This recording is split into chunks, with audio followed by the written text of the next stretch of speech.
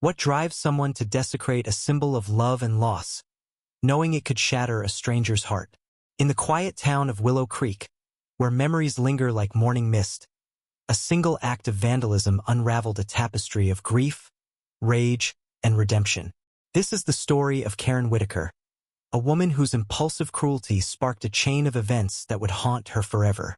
Karen was no stranger to controversy.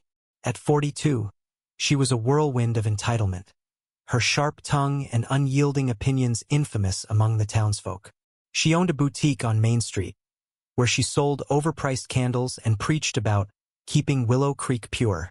To Karen, purity meant control over her image, her business, and the town's aesthetic. So when she saw the newly dedicated park bench in Memorial Park, engraved with the words "For Emily, my eternal love, Captain Daniel Reed, 1944 to 1972, her blood boiled. To her, it was an eyesore, a blemish on her vision of a pristine town square. The bench, funded by Emily Reed's estate, honored a war widow who had spent decades tending to veterans' families. To Karen, it was just another obstacle to her perfect Willow Creek. It was a chilly October evening when Karen, armed with a can of red spray paint, crept into the park. The moon hung low, casting shadows over the bench's polished wood. She didn't think about Emily, who had sat there every Sunday, clutching her late husband's dog tags, or the veterans who found solace in its quiet presence. She only saw her own agenda. With quick, angry strokes, she scrawled "tacky" and removed this across the bench, the paint dripping like blood. Satisfied, she slipped away, certain no one would trace it back to her. But Willow Creek was a small town, and secrets had a way of unraveling. By morning, the defaced bench was the talk of the community. Emily's daughter, Sarah, a soft-spoken librarian in her 50s, discovered the vandalism and collapsed in tears. The bench was more than wood and metal. It was her mother's legacy, a testament to love that had survived war and time. The town rallied around Sarah, their outrage palpable. When security footage from a nearby cafe revealed Karen's unmistakable silhouette, the community's anger turned to fury. Karen's arrest was swift.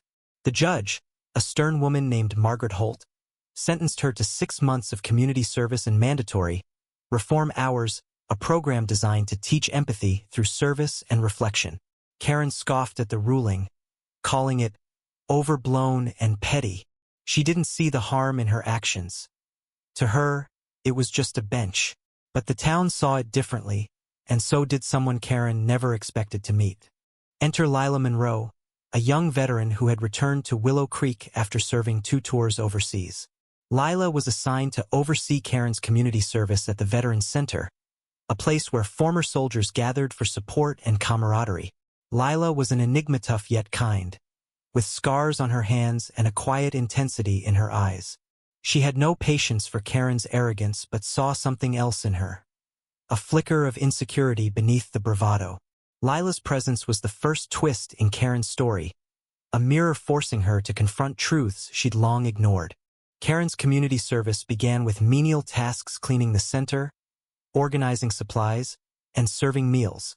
She grumbled constantly, her complaints echoing through the halls. "This is ridiculous," she'd mutter, scrubbing tables. "I didn't hurt anyone." Lila, however, was relentless.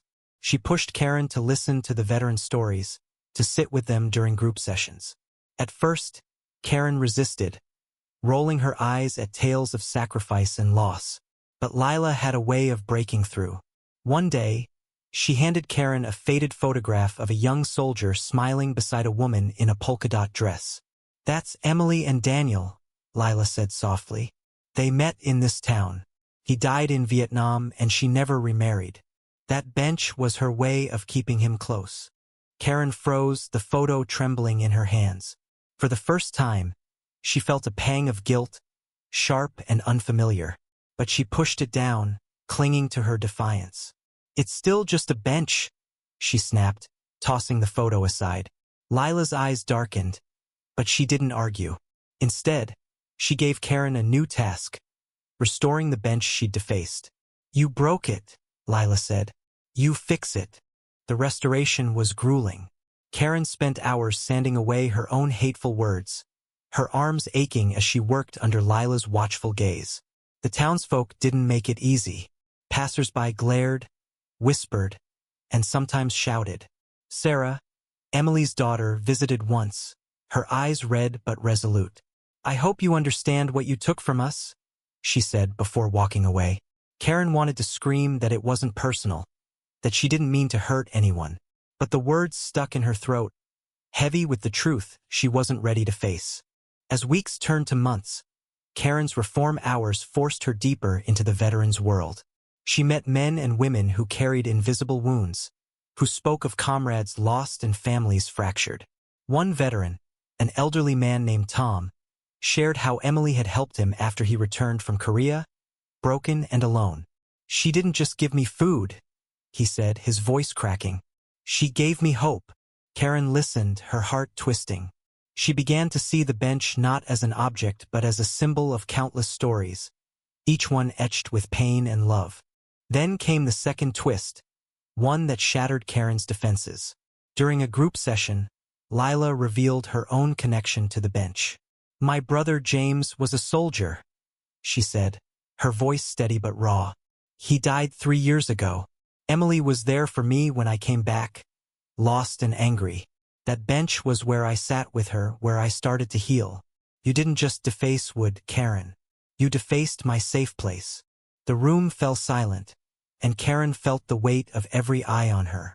She wanted to run, to hide from the shame that burned through her. But there was nowhere to go. The final weeks of Karen's sentence were a blur of introspection. She finished restoring the bench, polishing it until it gleamed under the autumn sun. She engraved a new plaque, her hands trembling as she carved, "In memory of Emily and Daniel Reedlove endures." At the rededication ceremony, she stood before the town, her voice shaking as she apologized. "I didn't understand," she said, tears streaming down her face. "I didn't see the love behind it, the lives it touched. I'm so sorry." Sarah, standing nearby, nodded once, a gesture of forgiveness that felt like a lifeline. But the story doesn't end with redemption. Karen returned to her boutique, her life outwardly unchanged. Yet the town's forgiveness was not universal. Some still whispered her name with disdain, and the Veterans Center, though welcoming, was no longer a place she could call home.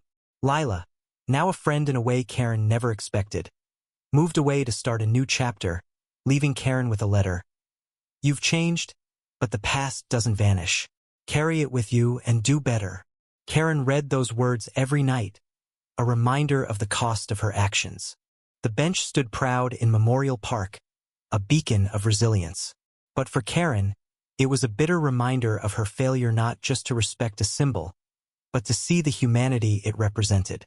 She had sought reform and she had found it, but it came at a price. The town moved on, but Karen lived with the echo of her mistake, a wound that would never fully heal. In the end, she learned that some acts, no matter how small they seem, leave scars that time cannot erase. ND